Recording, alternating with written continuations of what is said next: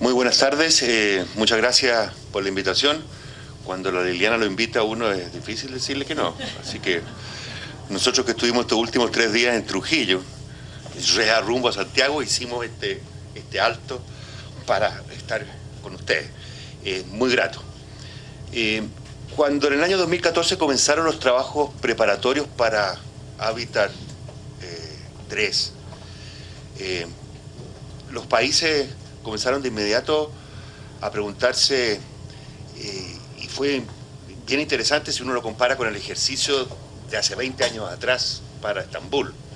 Van a preguntarse, bueno, sí, vamos a firmar finalmente una agenda que tenemos que acordar, pero para nosotros es muy importante, y esto fue de países de todas partes, digamos, no solamente los de la región de América Latina y el Caribe, se preguntaban y decían, bueno, pero lo que pasó antes es que quedamos con una agenda, pero no sabíamos, digamos, finalmente cómo implementar esa agenda. Y por lo tanto, entonces, la agenda, cuando se empezó a discutir, tenía dos grandes componentes: el componente del qué queremos y la componente del cómo vamos a hacer para lograr eso que queremos. Muy en la idea de esta frase, de eslogan del señor alcalde, que me parecieron geniales, me las llevo anotadas, señor alcalde. Entonces, si ustedes ven la agenda y la revisan un poco, más o menos el 50%, 50 de páginas de la agenda, tiene como 120 páginas, 50 están dedicadas al qué y el otro está dedicado mucho al cómo. Entonces, cuando ya estábamos acercándonos a Quito, en este proceso preparatorio, muchos decían, bueno, por fin esto se va a terminar. Y la verdad es que estaban todos muy equivocados, porque lo que pasó en Quito fue que ahí recién empezó. No se terminó nada, digamos. Porque al final de Quito, y esto es particular para el caso de América Latina, se acercó el Foro de Ministros de Vivienda y Urbanismo de América Latina y el Caribe. La CEPAL y ONU Hábitat son una especie como de, no son exactamente, pero son una especie de secretaría técnica de ese foro, que se formó en Hábitat 2 en Estambul. Se acercaron y dijeron, mire, ustedes nos metieron en este baile, nosotros bailamos durante 2 años el baile del Quito 3, ¿no es cierto? Pero ahora nos tienen que ayudar, digamos, a cómo vamos nosotros a cumplir con el compromiso, porque es siempre interesante recordar que cuando los países firman, se comprometen, y los compromisos están para cumplirse, digamos, no para que queden ahí abandonados y tirados, etc. Y entonces ahí se decidió, por parte del foro, parte de ONU Hábitat y parte de CEPAL, de iniciar un proceso que nos llevara a la conformación de un plan de acción regional que sirviera de referente. Este plan de acción regional que está aquí, yo tengo algunas copias, se los puedo dejar ahí después, pero los que los quieran ver en la página web de CEPAL y de ONU Hábitat está, que sirviera de referente este plan, digamos, para tomar acción, basado y sustentado justamente en la nueva agenda urbana. La siguiente, por favor. Siguiente. Ahí están los objetivos de desarrollo sostenible, y esto es importante decirlo, la nueva agenda urbana fue la última de 5 mega agendas que se aprobaron entre el año 2014 y el año 2016.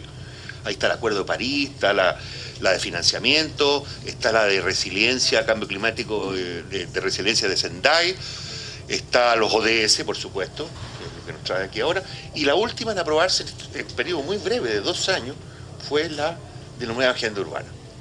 Entonces los países estaban también bastante machacados, yo diría, con el tema de primero generar agenda y después tener que responder, digamos, a estos 5 mega compromisos. Pero lo interesante con la nueva agenda urbana fue que, como era la última, cuando se iba preparando, iba recibiendo los insumos de las otras. Entonces no era una agenda separada, sino que trataba básicamente, y así fue, si ustedes la leen con detalle, así fue, reforzar las otras agendas. Por supuesto que agregaba elementos y agregaba temas que no estaban en la otra agenda, pero en lo particular, digamos, era reforzar esta otra agenda. Y por eso esta conexión, como ya lo mencionaba Claudio, entre la nueva agenda urbana y el objetivo el ODS 11 en particular. Otra cosa importante que es necesario recordar, los ODS 11, el 50% de las metas de los 17 tienen que ver con el desarrollo urbano. ¿Ah?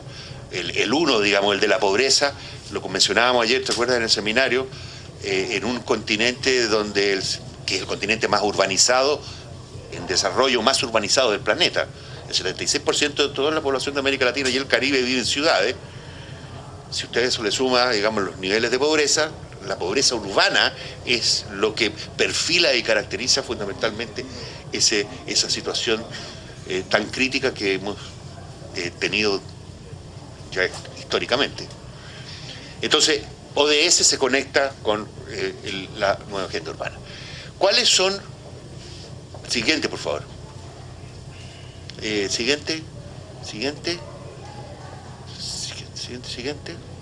Va, siguiente. ¿Ya? Otro. Esta es la estructura del Plan de Acción Regional, o la estructura más bien del proceso que llevó a la conformación del Plan de Acción Regional. También, como decía Claudio, hay un marco de acción global, ¿cierto?, que dice, mire, para cumplir con la agenda usted tiene que fijarse en estos temas, tiene que hacer estas cosas, todo sugerido, ¿eh? Cada uno hace lo que le parezca, pero es una sugerencia o una recomendación que viene de ese nivel global. Después aparece el Plan de Acción Regional, que es lo propiamente latinoamericano y caribeño, que es lo que se trabajó aquí, pero con referencia a ese marco de acción regional. Hay un plan ya de acción subregional para el Caribe, porque cada subregión tiene particularidades y por lo tanto entonces es necesario reconocer esas particularidades y hay un plan de acción subregional del Caribe.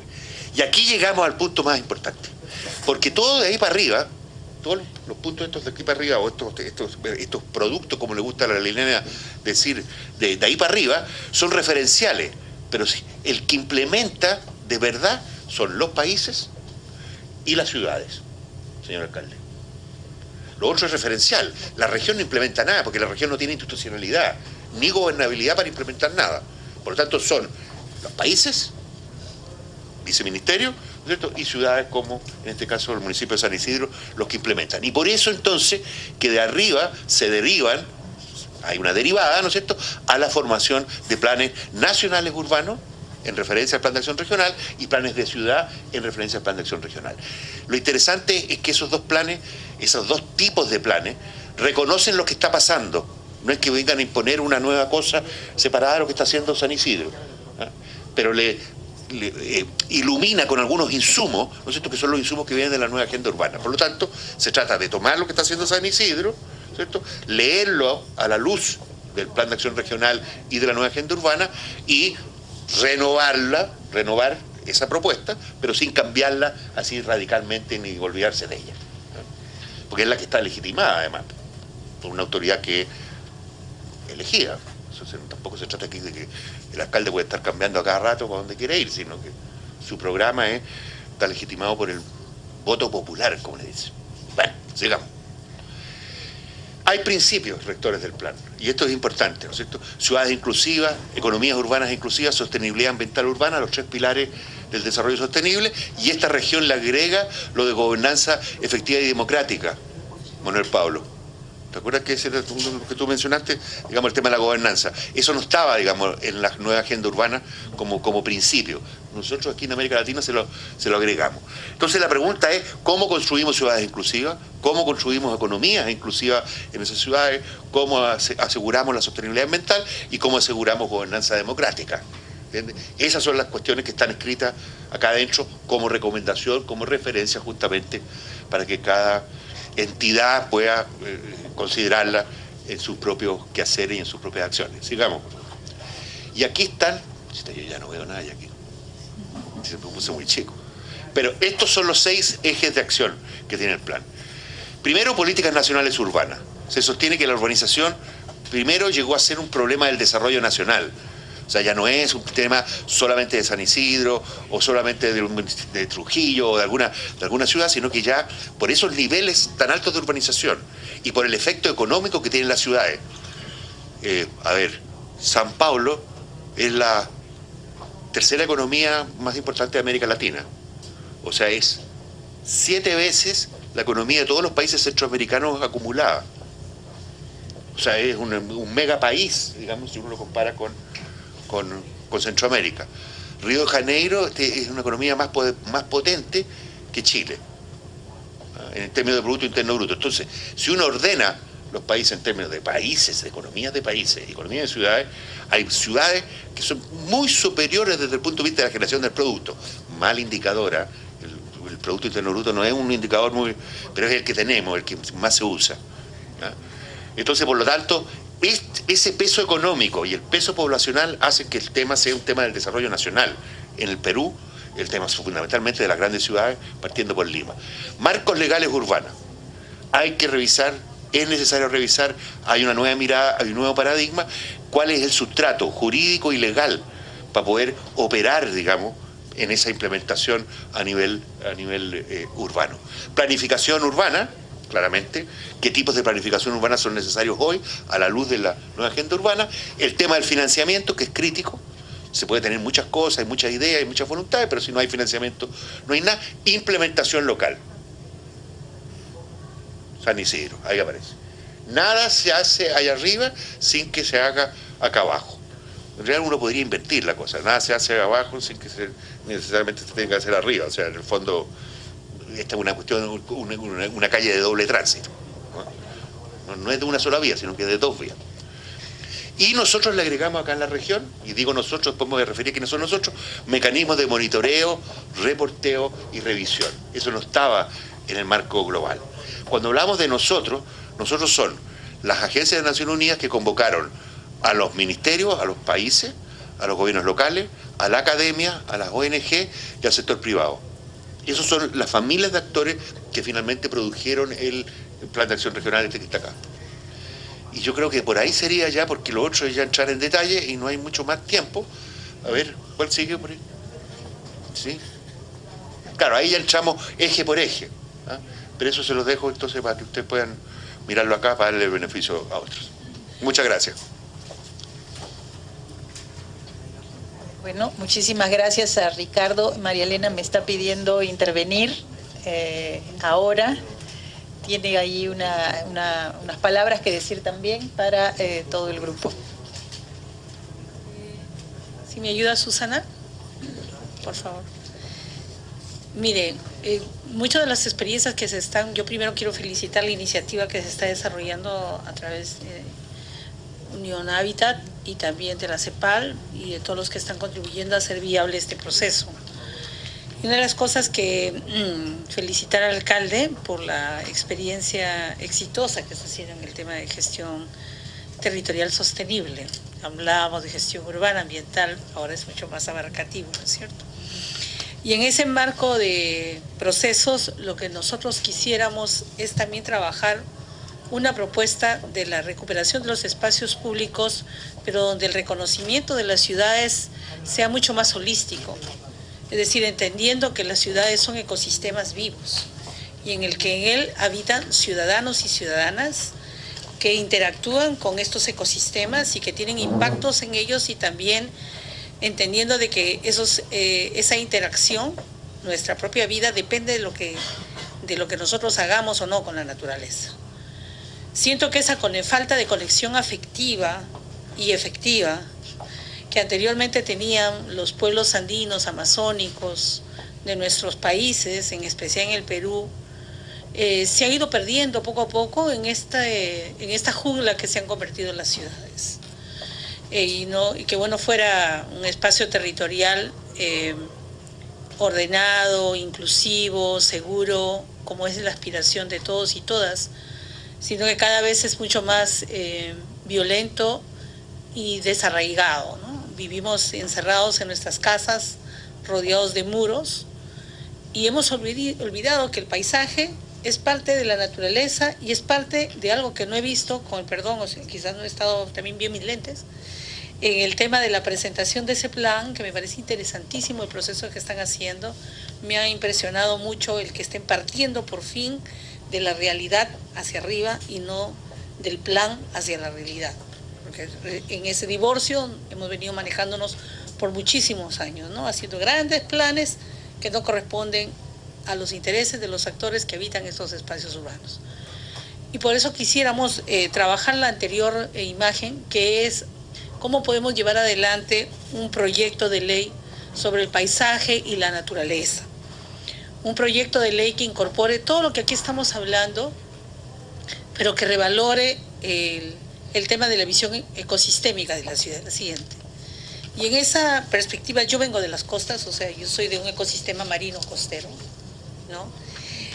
Promovimos acá en el Perú una ley que declara de interés nacional la gestión sostenible e integrada de la zona marino-costera del país. 70% de los peruanos habitamos en ciudades costeras y es allí donde tenemos el más alto déficit de abastecimiento de recurso hídrico y de provisión de servicios ecosistémicos. No reconocemos el ecosistema árido que tenemos y no tratamos de transformarlo y hacemos diseños e infraestructura que no corresponden ni a nuestra realidad ni a nuestra perspectiva de ciudad en el marco de un ecosistema que no terminamos de reconocer. Y por esa razón vimos las potencialidades que tenía nuestra zona marino-costera, porque en el tema ambiental y climático se pondera mucho el tema de la selva y de la sierra, como si las ciudades no existieran y menos la costa. Y vimos la multiplicidad de problemas que hay a nivel de las zonas marino-costeras en el país y propusimos una ley que declara interés nacional la gestión sostenible e integrada de la zona marino-costera. Se aprobó por unanimidad en el Congreso de la República y cuando ya estábamos felices se fue al Ejecutivo, con el perdón. Pero llegó al Ejecutivo y desde el Ejecutivo hubieron observaciones del Ejecutivo de dos sectores. Y ¿por qué decíamos que la responsabilidad de la gestión sostenible e integrada de la zona marino-costera debía recaer en el Ministerio del Ambiente con esa visión transsectorial y articulada con los otros sectores? Y nos dijeron que no era así, no era la percepción. Cuando regresa a la Comisión de Pueblos, perdón que les aburro quizás un poco con todo este tema, a la primera de bastos se archiva el proyecto. Y se archiva porque estábamos tocando dos intereses. El tema del tráfico de tierras que hay en las zonas costeras por las grandes empresas inmobiliarias y el tema de la gestión del territorio en la zona costera, en donde muchas extensiones de terreno por temas de seguridad nacional no recaen en el Ministerio de Vivienda, sino en el Ministerio de Defensa. Y esas dos instituciones observaron el proyecto y bueno, mis colegas fujimoristas vieron una cosa muy bonita por ahí de no querer llevar adelante este proceso. ¿Y por qué? A todo lo largo de la zona costera en el Perú se están concesionando espacios dentro del mar para que sean utilizados por concesiones para 30 años, se está diciendo ahora 60 con la nueva ley de hidrocarburos, para las petroleras dentro de zonas que son altamente productivas en la zona marino costera. Esta fue la razón y bueno, como nosotros somos tercos y además capricorniana y mujer, vamos a insistir en este proceso de reivindicar el tema de la zona marino-costera. La siguiente. Y en este tema de objetivos de desarrollo sostenible, obviamente encontramos que el objetivo 11 se articula muy bien con los propósitos que queremos hacer nosotros como legisladores, que a la vez tenga que trabajarse otra vez de manera consensuada con el sector ejecutivo y con la sociedad civil. Y la siguiente, la propuesta que queríamos, para que puedan articular también los objetivos integrados de desarrollo sostenible con las políticas públicas y los planes, porque no quisiéramos que sean los planes nuestros de cada día, sino planes que sean consensuados, articulados, desarrollados con las comunidades, con las organizaciones y con las distintas cosmovisiones que hay en el territorio. En el Perú es un desafío tremendo, porque resulta que nuestro territorio, además de ser diverso, alberga culturas y procesos distintos. En la selva es otra cosa, es otra la visión que tienen ellos, ¿no? Y cuando, por ejemplo, se habla de la visión del país hacia un concepto que no articula, desde mi punto de vista, el buen vivir, que es el summa causa, y sí se habla, no recuerdo muy bien cuál era el tema inicial, el concepto que estaba argumentando como visión de país, bienestar podría ser una palabra que se puede entender de muchas maneras, prosperidad, etcétera, ¿no? Pero el buen vivir, que es un concepto que nosotros estamos promoviendo desde la bancada del Frente Amplio, nos parece mucho más integrador y abarcativo para poder llevar a esos objetivos y a los planes que todos queremos lograr también dentro de las ciudades. La siguiente. Y hemos tenido, ya no lo voy a decir, en el diagnóstico ha estado muy claro, esta baja densidad constructiva versus una alta densidad poblacional con muy alta calidad de vida dentro de las ciudades, ¿no? Ciudades que son fagocitantes, que se comen los espacios públicos y los espacios verdes y que nos dejan un conjunto de patologías urbano-ambientales que después revertir son muy difíciles. Siguiente. Por lo tanto, la estrategia de agricultura urbana, donde se dé la provisión de sustento, pulmones verdes, los bordes de la expansión, se le pongan límites a la expansión urbana bajo otro tipo de diseños, son parte de esta propuesta del paisaje urbano, ¿no? Cuando con Liliana veíamos lo que era territorio en los procesos formativos que también hemos pasado, entendíamos que el territorio no es solo un pedazo de tierra donde yo puedo construir infinitamente, sino que articula los distintos niveles, incluyendo las islas, incluyendo el paisaje urbano como parte del territorio y del ordenamiento territorial, que esperemos algún día en el Perú podamos tener una ley de ordenamiento territorial que se articule a las políticas públicas para organizar las zonas urbanas.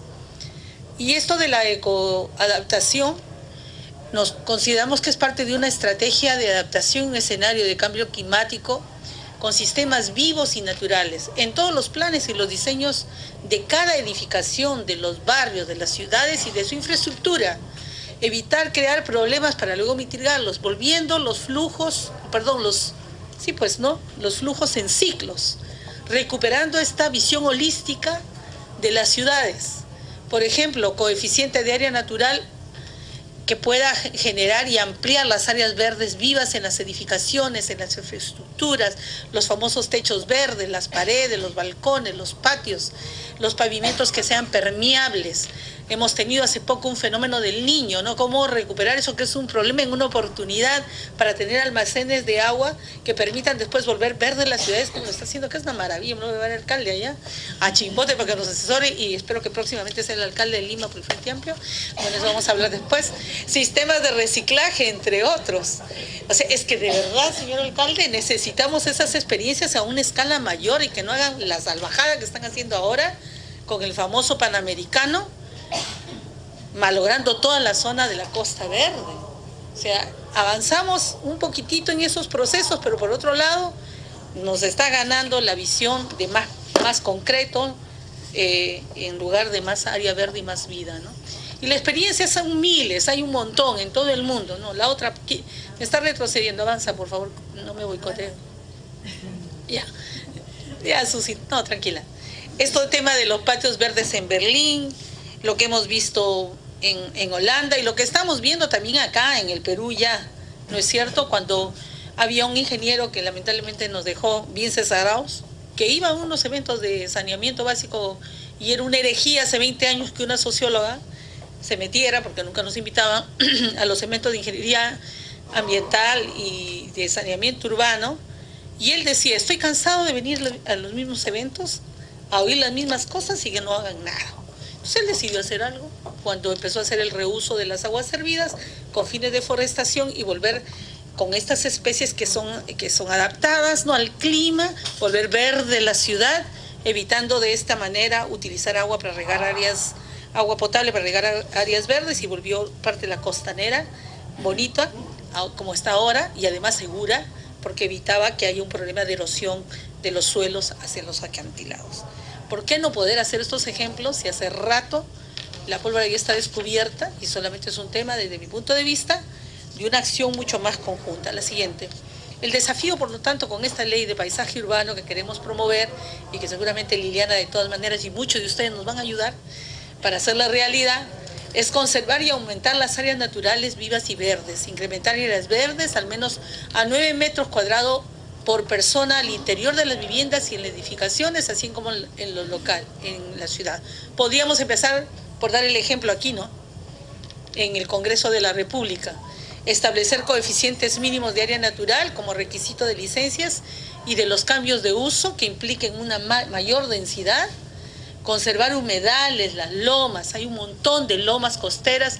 Hemos armado un grupo técnico con los pobladores, se ha formado un movimiento social de defensa de las lomas dentro del Congreso y estamos trabajando una iniciativa legislativa con Andrés Alencastre, ¿no es cierto?